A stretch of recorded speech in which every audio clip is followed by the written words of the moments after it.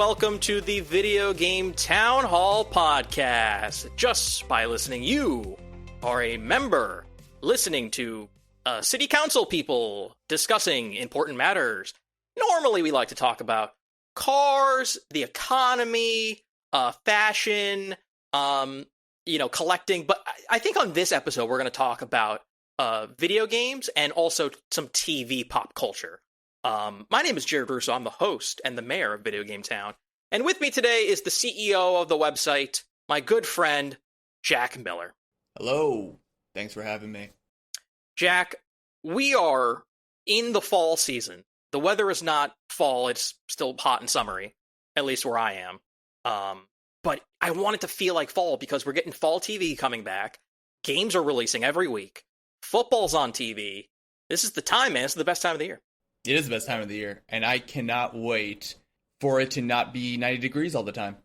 See, here's the problem with Reaganites, is that global warming has destroyed the planet, so now every summer lasts way too long and is excruciatingly deadly, and it's like, please just bring back seasons. Just let me have like a normal seasonal pattern. So we're all going to have to move several degrees up on the latitude line because it's going to be insufferable. I mean, you can call them what they are. They're boomers. They're boomers. It's all boomers' fault. All this is boomers' fault. But yeah, I mean, everything soon, your summer destination will be Long Island, and everybody else will be living in the north of Canada. I hear it's nice this time of year in the Yukon. Oh boy! All right, so we're here to discuss the return of Gen V Season 2 and to talk about the fifth and final season of The Boys. And hopefully you know that by now by reading the title. And we're also going to talk about Borderlands 4. Jack, which of these would you like to discuss first? Probably, since we are Video Game Town, we should start with Gen V. Excellent rug pull there. That was good. So The Boys, for people who are not in the know, started as a comic book or graphic novel series. Then it was adapted into a TV show for Amazon Prime Video. And the TV show seems to be miles better than the source material and is a big success. And people like it, except for the ones who are right-wings and figured out that they're the ones being targeted. Unless it's Homelander. They do love Homelander. I don't think they get the joke. They love him so much. Season 4 wrapped up last summer. Season 5 of The Boys is coming eventually. I mean, they started filming. I don't know if they wrapped filming, but I mean, it's early. next year. Yeah. Yeah. So 2026. The first episode is called 15 Inches of Sheer Dynamite. Oh boy. Now they've already pivoted away from the comics because in the comics there are like clones and like major characters have already died and like there's no way that comic spoilers are going because like they're clearly going in their own direction. Yeah, they branched off. I think like way early. It's just like in name, the character names line up. And the general premise lines up, but other than that, I think it was just a massive, just like split, like maybe season 1, early season 2. And I have not read any of the comics. All like I only know like tiny pieces of information, but like they don't hold any water on like Game of Thrones, where you could read those books and know exactly what's coming. Daveed Diggs is joining the cast. He played Thomas Jefferson and Marquis de Lafayette on Hamilton. That's nice. Cool. I didn't know that. Yeah. And so here's what I wanted to discuss specifically. So season 4 of The Boys ended on like a very fun twist cliffhanger where everything is going right for the boys until at the very last second it's not. And there's a new president and people get captured and they show off some characters from Gen V. And I'm assuming if you had not watched Gen V, you would just not even think twice about these like people with powers like, you know, putting our heroes in like the back of vans. But to us, it's like, oh, it's the mind control girl and that really powerful guy who they broke out of prison, who's nuts. Yeah, the schizophrenic guy who sees everyone as puppets for some reason. Yes. And so now I'm having to reckon with, I really enjoyed Gen V, maybe more than any season of The Boys individually. Really? I really did. I really think this might be like the future of this franchise. Like once The Boys ends, they're just going to keep doing Gen V, and it has the potential to rival it. But I don't remember a single goddamn thing. Like I remember the beats, I remember what happens, but I'm a visual person, so I remember like the episodes. I remember the people's faces, the characters, the actors' faces. I don't remember any of their names, so I'm looking this up. This is a problem. This is a problem that I fundamentally do not remember anything vital, whereas The Boys, Frenchie, he's French. How can you forget that guy? Billy Butcher, you're never going to forget Billy Butcher. It's like it's so much easier to just be like, I know who those characters are. I know, like, I don't need to know exactly, like, specifically what's going on in their lives. All I know is, like, I already know their motivations. I already know what they're going to do. I know how they're going to do it. I know what they're going to say. And so there's something comforting about that. To just be like, I know what Homelander's up to. He's Homelander. Yeah, Gen V was great, but they didn't really have a standout, like, this is the show, like, this is the character, like Homelander. Like, Homelander, this is the Homelander show. Like, when Homelander's on the screen, Anthony Starr just eats so much scenery that, like, you remember everything about him, what he's doing, what he's up to. Gen V never really had that, but it's still really good. Like, the story plot and the plot and how it was driven, but there wasn't, like, a standout, like, oh, this is the character, this is who I'm really going to remember. And I think that kind of leads to that, like, I kind of remember what happens, but nothing really sticks out compared to The Boys. It's like the sum of the parts is greater, or no, the whole is greater than the sum of the parts. Like, it took everyone to come together to make a great show, but you weren't watching because of any one particular plot line or one character. Although, I think a standout for me is definitely Emma, who's Little Cricket. I think I liked seeing her the most out of everybody. Whenever she popped up, I was like, like I think I enjoyed watching her the most. But I also really liked Golden Boy. Patrick Schwarzenegger, he's a really good actor. Not a Nepo baby, because Arnold can't act. But he's not coming back. So, like, they gotta give me something other than just like, oh, they're all locked in a room and now there's fewer of them because one of our actors, tragically passed away. So I'm fascinated to see what they do with season 2. Like, are they gonna? I'm assuming they're going to bring back more of the sort of side characters from The Boys. Like, they're going to bring back A-Train and the Deep, and, like, they're going to have to kind of start leaning on them maybe a little more. I don't know if that's like a crutch. I think it really depends on, because of how much The Boys is just a satire of American politics, because of also, the way the election went, the way things have been going, as a result of that, there is so much they can kind of, like, work into the final season. And now that so the last episode of Gen V ties in completely with The Boys season 4. So now that they're hooked that close, I don't think they can just, like, decouple that without it really hurting Gen V. Like, you have to bring up, because they're in this world, they were literally affected. Like, Homelander literally flew down the last episode and just went, those people of color, they're the problems, not these beautiful white people. Like, that they literally did that in the show. Like, so they can't just, like, ignore that and be like, all right, we're back to being just a bunch of college kids trying to survive this weird, wacky school. Like, that's gone. I really like that structure, though. I like that format of, like, Harry Potter, but, like, X-rated. Like an X-Men Mutant Academy. Like, I really enjoyed that, but, yeah. And this is where it's like, when in terms of, like, future of Gen V, I don't know how they do that, unless they do a prequel, which I think would work very well, depending on how Season 5 ends. Because Season 5 is the last season of The Boys, right? They already announced that there's going to be a spinoff show that takes place in the past with Soldier Boy and Crimson, I forget her name, but she's like the Crimson superhero that he meets in season 3 of The Boys. So it's like, you can go in the past, but depending on season 5 ends, like, I can see it going, like, everything just hell, and that's basically, like, totalitarian, Homelander takes over, so Gen V's just basically, like, the Hitler Youth, I guess.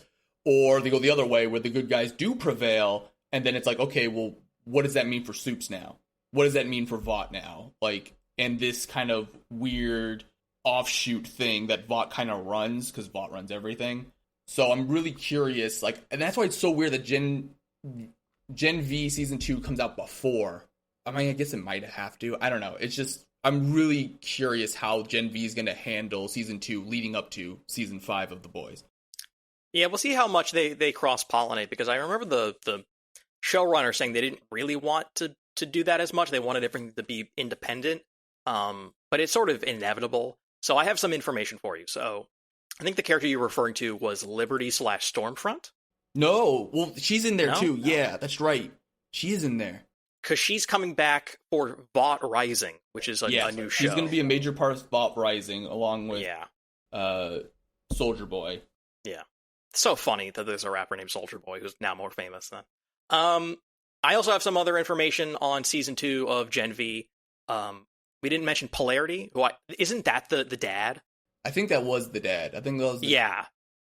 He's now a main character. So I guess he's sort of like replacing to, avenge his son.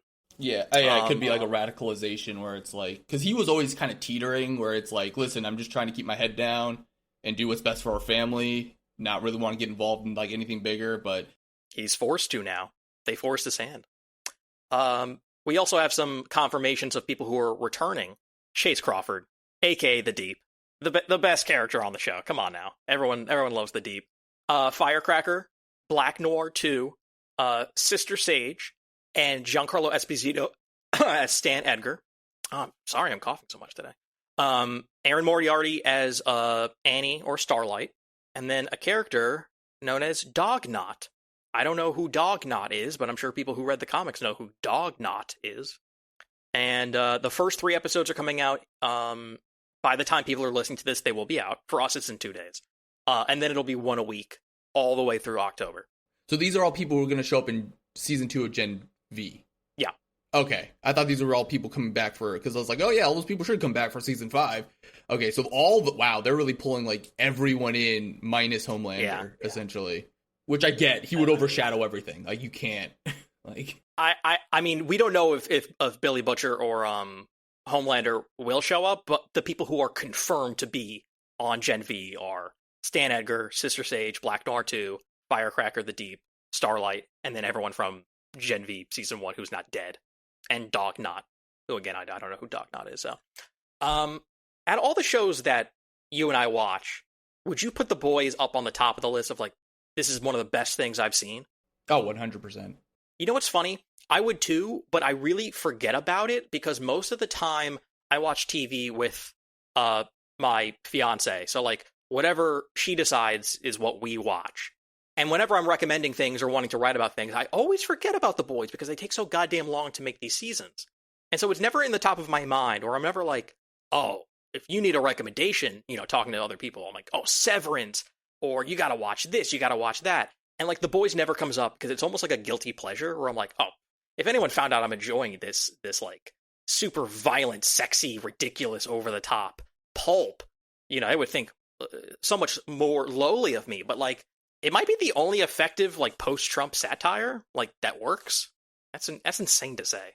It's so, because I'm the exact opposite. I think it's also because I don't watch a lot of TV in general. So The Boys is basically one of the only shows where I'm like, oh, new season, I gotta pay attention to that. Like, everything else, I'm just like, I don't care. Like, Severance, here it's great. Am I ever gonna watch it? Probably not. Like, you should. All these great things, Ted Lasso, what was the other, like, big show before this? Was it Squid Game? Is that it? Squid Game was very big, and then it stopped being big. Stopped. Yeah. So I'm just like, whatever. Squid Game is like MXC, Most Extreme Elimination Challenge. Oh, that's just the better version of Squid Games. But like, it's essentially like when people are like, what should I watch? I'd be like, 1, how are you with just violence and gore? If the answer is no, then I don't really recommend much. But if they say like it's fine, then it's like, okay, The Boys and Invincible, because I think also Invincible is incredible. They have the polar opposites of like the concept of what if superheroes existed. And one is just of severely cynical satire of like American culture right now in the Trump era, and the other one's more optimistic and positive, but still not shying away from the devastation of what if Superman was actually like a person trying to save people, despite the fact he is so powerful. And that dichotomy, I think, is like really like, I love that kind of like break down the genre, especially since there's been so long of just, Marvel, the MCU-ification of everything. DC's now really getting its, hitting its stride with the new Superman movie. But the deconstruction stuff, I think, is becoming, or has been, more interesting to me than all that regular crap. I think the reason why The Boys for me is like the only post-Trump satire that like at least like on like a major media scale, like not like YouTube videos or like TikToks or whatever, but like in terms of like all like movies or shows coming out. For me, it's because it is so on the nose. It mirrors how on the nose the real administration is. Like it doesn't shy away from it whatsoever. And because it's so ridiculous and over the top and funny, like it works. Like you can't be like cunning and like, haha, I got you, Republicans. Like you're all hypocrites. It's like they don't give a fuck. So they know. They're well aware. Yeah, they don't care. Yeah, they don't care. But like if you can just be like, all right, like there is no disguising this. Like we have to lean so fully in, but they go like past it. Like they just like this is now like on the extreme side. It's so on the nose. It's in the nose. It's through the nose. Your nose has exploded through the back of your skull. That works. Like that's mirroring reality to me, is going super extreme.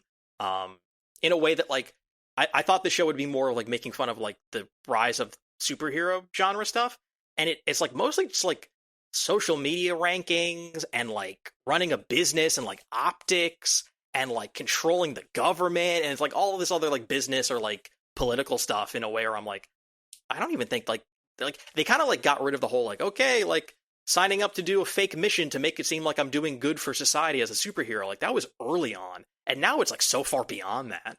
Yeah, and that's the thing where it's like it's so in your face without being South Park, which is literally just let's just take people and make caricatures of them. They do it in a lot more ways where it's like they're looking at what is happening, not necessarily the people involved as much. And instead of just pointing the finger and say, look, this is this person doing something ridiculous, they just kind of like look at society, like just look around you. This is happening, essentially. Like it's bigger, it's in your face, because subtlety is dead. Subtlety has been dead, you know. It's, you know, the saying, I know authors use subtext and they're all cowards. Like, yeah, nothing matters anymore. We all know that. It's like we all know this, and it's just like we have to spell it out for you, and still people don't get it, right? Like, you know, a lot of people still genuinely like Homelander in real life, and they don't understand. It's like, no, this is the villain. This is the bad guy. You're not supposed to like him. He's overtly the villain. And people still just, they see what they want to see. They live in their own bubble, their own reality, man. I mean, this is just Borat 2, where he dresses up like a redneck and then just like sings a song about America, and everyone like just cheers, and it's like, no, but the song's making fun of you. But like people just hear the word America and they're like, yeah, you know. Shout outs to Borat 2.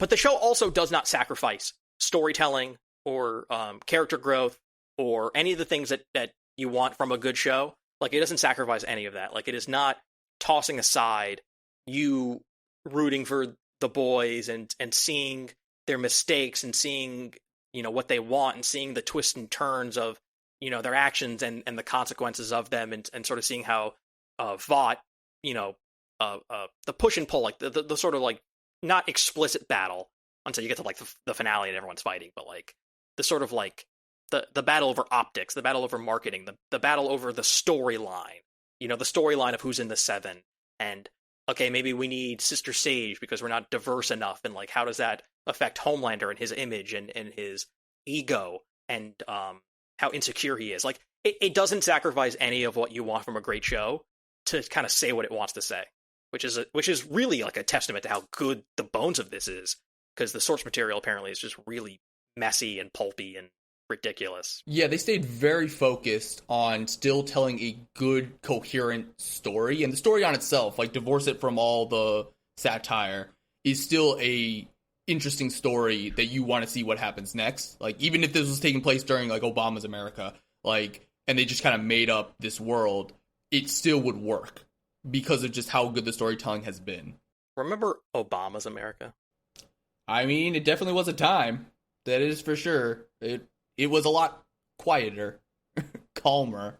I also just want to say that season 5 of The Boys and any future seasons of Gen V will be much less sexy because we no longer have Victoria Newman, played by Claudia Dumit.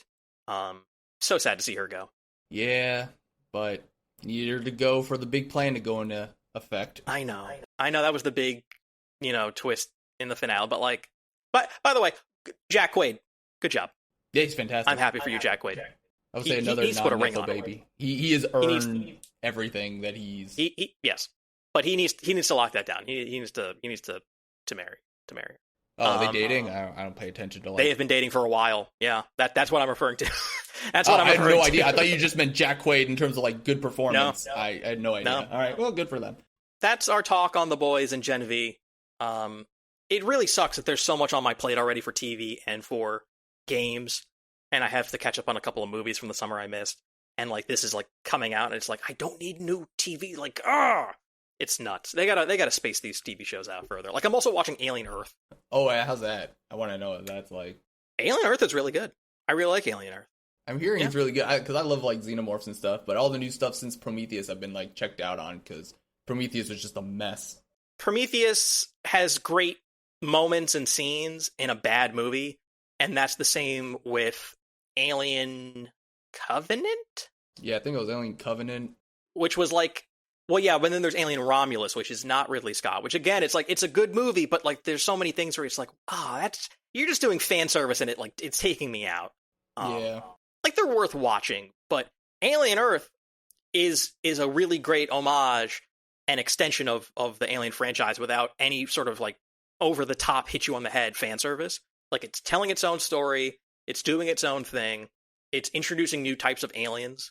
So it's not obsessed about xenomorphs. Like, yeah, they're in there, but like, oh, they're outside of xenomorphs. Okay, I thought there would be like xenomorph versions of like a cow or a dog or whatever. No. So what happens is the inciting incident is that you start on a space vessel, and it seems like it's like the original movie where like they wake up and you get to learn about them, and they have collected like 6 different types of alien species. One of them is a xenomorph, but like 5 others are like new. And then something goes wrong, and it crashes into Earth. And on Earth, there are now 5 companies that own like the continents. So there are no more governments, it's just 5 corporations. It's Weyland-Yutani and the 3 other ones from the movies, but there's a new 5th one named Prodigy. And this lands in Prodigy's backyard, which I believe is like Australia or like Southeast Asia. And it's like, oh, like this is now ours because it landed in our territory. And so now we get everything in the ship. And they don't know that there's aliens in the ship until they like send out the crew. And the main plot of Alien Earth is that there are humans who have cybernetic things, and then there are the androids, which are just fully synthetic, they're just robots. And this boy genius, who's now a trillionaire, put a human brain, human consciousness into a robot. So it's like a third thing. It's like a new thing. It's like, I have an indestructible body, but I have like a human brain. But you can only do that with a child brain. So he has to put like 10-year-olds into adult bodies. So it's a bunch of like kids like with superpowers. Not like superpowers, but like, you know, like, and yeah, and it's like they're just being kids, but they're like in like this whole like political thriller of like corporate espionage, and like they're in a horror movie, but like they're being 10-year-olds about it. So it's like, do I have to go in there? And it's like, in there is a room with a xenomorph, you know, like it's like all these people like are, yeah, it's really funny. It's really great. I very much enjoy it. It's real good. Let's go to the Borderlands. Now let's discuss Borderlands. For context, Jack and I have played every single Borderlands together, and we're streaming live on Twitch, twitch.tv/VideoGameTown. Jack, what are your impressions so far of Borderlands 4? Vast improvement over Borderlands 3. 100% better than Borderlands 3. Gunplay's great. I do like the wacky... Because, like, 3 had decent gunplay, but the story and the writing was so horrific that it overshadowed and made everything, like, significantly worse. Like, the only thing that kind of, like, made it tolerable for me is I got to play Flak.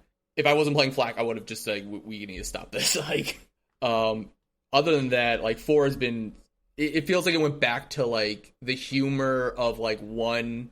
And not so much 2, because 2 is a lot more wackier than 1. It has the same, like, subtle humor as 1 did, which I appreciate.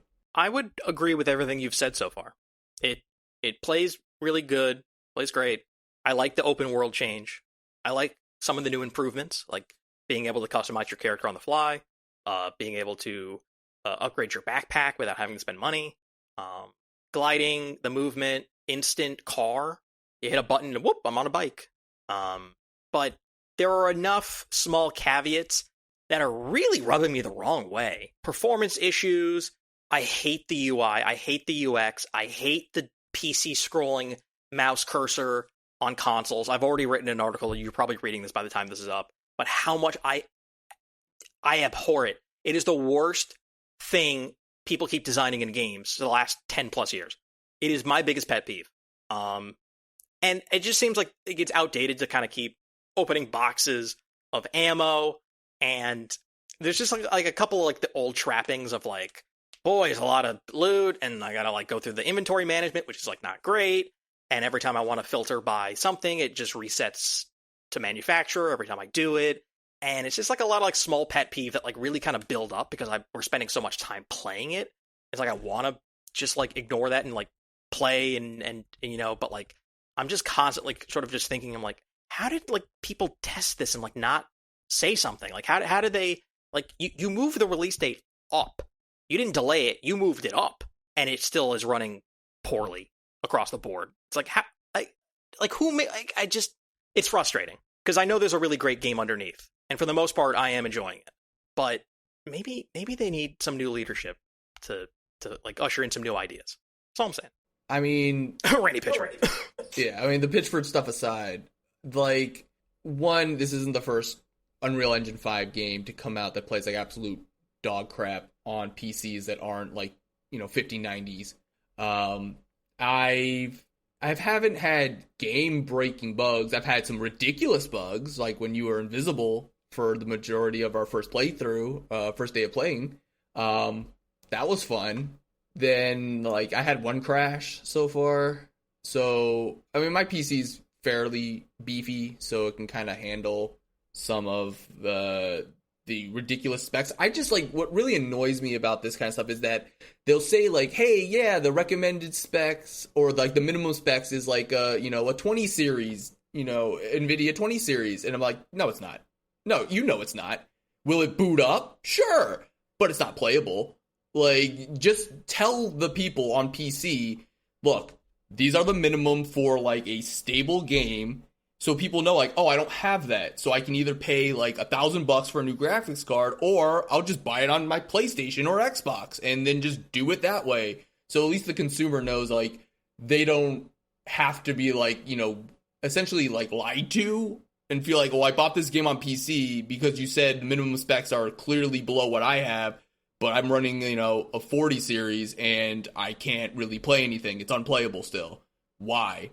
So I feel like if you're not going to take the time to actually optimize, which clearly they're not, because they said they're really not, and plenty of other games have had similar issues, you know, Monster Hunter Wilds, I love Monster Hunter, plays like crap on PC, despite the fact that it said like, you know, the same issues. Oh, you need just, you know, a 30 series, you'll be fine with that. No, you're not.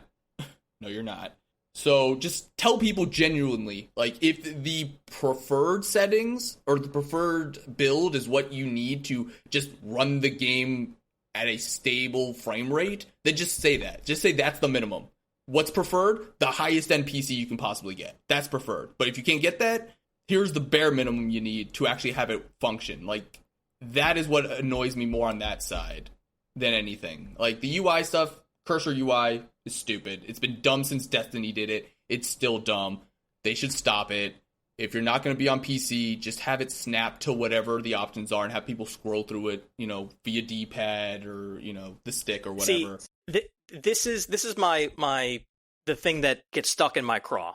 Clearly, people designing these games, when they develop them, are on super high-end PCs, and they think that that's the baseline. They must make this game on a high-end PC, so therefore people playing it are on a high-end PC. No, they're not. No, they're not. They're on consoles, and they're on lower-spec PCs. So you cannot assume that the Destiny little thing scrolling around like Tinkerbell just going up and down, and stop it. Cut it out. It is so annoying how often I have to spend my time in menus and then back out, go to the options, and like change the settings to like get the sensitivity just right. Like I'm just doing it nonstop. It's really annoying. I also think that like there are so many advancements in how a loot game works that like Diablo 4 kind of nailed it. And it's like, just copy what Diablo 4 did. It's been out for years. Just look at what they did so I can compare things more easily, or I can mark things more easy, or I can sell and buy. Like, it's so, like, it just feels like this is from, like, 2 generations ago, some of this gameplay.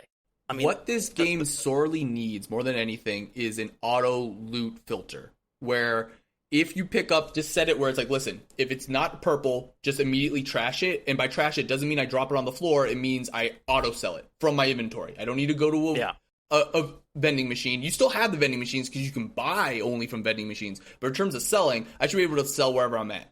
And it should automatically happen. And I should set it in terms of like rarity and just say anything under purple, just get it out. I'll pick it up and it should be immediately turned into cash. I don't even want to see it.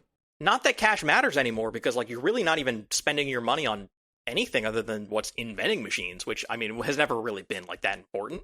So it's like, why do I have all this money? I saw like one of a YouTube channel that I watched. One of the players found a legendary weapon in the vending machine. My God.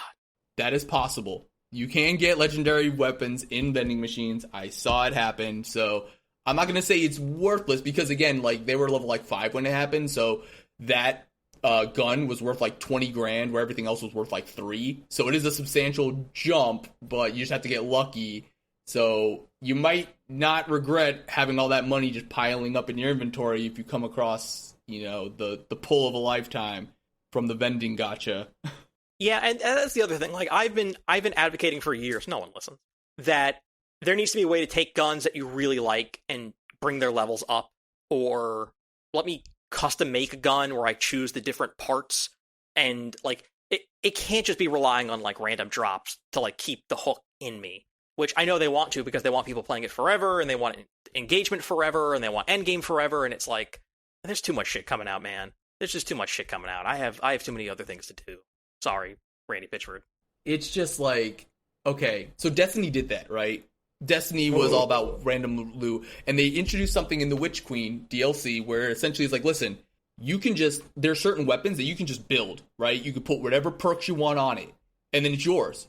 And they always had the thing where it's like, if you got a gun that you really liked and you over-leveled it, you can always just shove a gun at your level into it and level up the gun you like, which again would be nice because then it's like legendaries. Like if you're going to do the Borderlands way, which is like you're supposed to be swapping out your stuff so much, then you need to just shower us with legendaries, because it feels bad giving up my firework gun because it's level 1, because I like my firework gun, but now I can't use it because I'm level 17 and it's going to do no damage. There's no damage scaling. However, then it kind of takes out the loot thing where I'm just like, okay, well, I'm never going to change my gun because I like what I like. So it's like I'm of two minds of it, and because like what Destiny did when they introduced that pretty much destroyed the grind, which is a big part of these games, is like playing the game for the possibility of getting the cool drop, because like I'll just make the drop I want. I can make my own god roll. I don't care about anything else, which leads to like low player numbers because people are like, they play through the story and like, okay, I'm done, which like it's probably what you're going to do. Like it's probably what I'm going to do too. Like, yeah. But I understand why they don't do it. I just feel like if you're going to do the thing where it's like, hey, you're supposed to be going through even legendary weapons, they're not supposed to really, you don't get attached to them, you're going to replace them, then make sure I can replace them. Don't just give me one purple and then like never ending whites and greens that I'm just leaving there that's clogging up my loot bank. Like, I mean, it seems like this franchise wants to have its feet in both camps of old school. You beat the game, you did you finish the story, you're done with it, you put it down until DLC comes out, versus ongoing live service microtransaction nonsense. It wants to sort of put its foot in both camps, and thankfully it leans more heavily into the former rather than the latter. But I'm okay playing it, being the story, being done with it, moving on, but it does really suck that like I've not been given like a good assault rifle that just shoots bullets like a machine gun. Like it's always like single shot, or like I have to charge up, or it's always like something weird. You like Jacobs, and Jacobs are all semi-automatic. Like no, but I just want like a normal like assault rifle. Just give me like a normal assault rifle.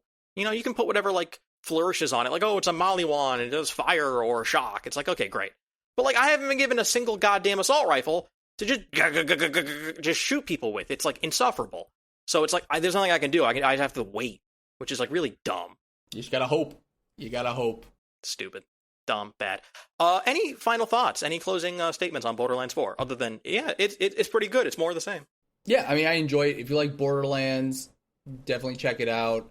It's not as good as 2, significantly better than 3. I think it might be on par so far with the D&D Tiny Tina's. D&D, Wonderlands? Wonderlands, yeah. I think it might be on par with that. Because I do like the quality of life improvements compared to 1, because 1 was really, it's old. But yeah, but it's still good. It's still good. It's just old. Like if you play 1, it feels like a game from 2010. So it's not bad. It's still good. That is a prime candidate for like a modern remaster remake where they take the good parts of 1 and they just clean it up. They make it look really nice. They add in all the quality of life improvement and they like re-release it with all the DLC. Like I could easily see that being a big seller. Yeah, that'd be a good move, Mr. Pitchford, if you're listening to this, Gearbox and 2K. Yeah, like it's easy money, probably wouldn't take that long. I don't know. It probably would take forever. I'm not a game dev. It seems like a lot of companies use remake, remasters, reimaginings, or ports, and that's the sort of like, because there's so much brain drain in the industry that when people come on, it's like that's the project that they want for. It's like an easy stopgap for some extra money. It kind of like gives them more time for other real projects, but it also catches people up to speed on how to make these games. So that like Naughty Dog does this, like they'll constantly re-release older games because I'm sure they're just churning out employees who are like sick of crunch or they're sick of whatever. So a lot of these teams are like, okay, well now people know how to make a game because we've re-released Uncharted or The Last of Us. So that'll happen a lot. So why not figure out how to optimize and release a fully functioning game, 2K and Gearbox. I mean, they're just strapped for cash, right? Just wait till GTA 6 comes out, then they would definitely use all that revenue to help fix their old games and prop up and train more people and hire more people, because that's what's going to happen, right? If you think Strauss Zelnick and Take-Two are going to spend a dime of Rockstar's money and put it into Mafia or any of their, get out of here. That's what they do, right? That's what you got to do. See, the old adage, you have to spend money to make money, no one wants to hear that anymore. They just want to shove the money in their pockets and say, okay, where are the profits? It's like, no, but you have to spend money to make... No. Only profits, please. I don't know, man. It's a thing where it's like, I mean, if people just stop buying games, that would probably send the message, but easier said than done. No investment, right? only results. Only earnings. Well, yeah. I mean, they can release broken games and patch them later. Well, and it doesn't matter because people still buy them. It doesn't matter. Yeah, people bought it already. They already have your money. Why would they waste time fixing things? Once the first game came out that was broken and they were sort of like patching it after it came out, or like early access is like, please give us money for early access. Once one person does it, everyone does it. And then once one Pokemon game comes out and it doesn't work and it sells 40 million copies, then everyone's going to do it. It sets a horrible precedent that people will just eat this slop up because there are like fewer and fewer games releasing. But it's like people still want these games, and it doesn't matter if it came out and it like is janky. It's like, well, it's out. I gotta fucking buy and play it. Terrible. I mean, we'll see Pokemon ZA. I don't know, because again, I think Nintendo still likes to have, they have their expectations, right? So I don't know. We'll see when that comes out. That comes out in mid-October. What I'm saying is, unionize. Everyone unionize. If we all withhold our labor and we put on a general strike, everything will shut down, and we unionize and we get what we want. That's all I'm saying. Americans would never. We can't. Like, people, if you do that, you get fired and you lose your health insurance. So if you're sick and then you can't go to the doctor, or if you're on medication, you can't get your medication. All right. Well, that's it. That's it for our show. Any final words? Coming out, I'm writing a series of articles about like collecting Pokemon cards, because that has been booming. People are using it as investments now, which I have thoughts about. But if you are interested in getting back into Pokemon cards or starting to collect Pokemon cards, you'd be on the lookout for that. We're going over essentially the different rarities, because there's a lot more rarities than it was back in the original set, right? So we're going over rarities, we're going over how to protect your collection in terms of like what cases to put them in, and then we're getting into how to buy cards without getting ripped off by scalpers, who are the worst people in the hobby.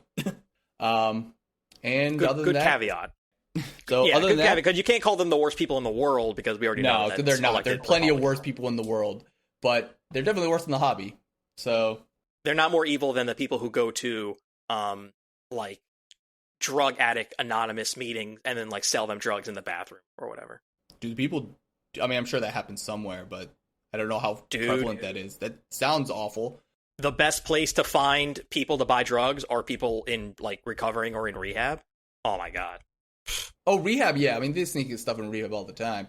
I thought you meant like AA meetings. I'm like, usually, I mean, I'm sure they exist, like that happens, but you'd be surprised. Typically, like, there's people look out for each other in like 12-step meetings, generally. But yeah, I mean, other than that, like, we'll continue our playthrough of Borderlands 4. You can join us on Twitch live or catch the inevitable VOD that's going to be going out on YouTube if you want to just catch up to our misadventures on not Pandora. I don't know what the planet's called, but it's not Pandora anymore. Kairos. Kairos. I hope they bring Marcus back, like, in the flesh. Yeah, they got to bring back some of the old characters, like the Sir Pamerlock and Torg. Mr. Torg. Yeah, I love Mr. Torg. Yeah, a lot of cargo gets pushed at people trying to get over drug addiction. You'd be shocked. Those are the people who are interested in buying more drugs. If you can convince them. Anyways, follow us on Video Game Town. Patreon, Ko-fi, Blue Sky, Instagram, YouTube, Twitch. All the links are on videogame.town if you go to that website. Thank you for listening. Adios. Bye-bye. Bye-bye.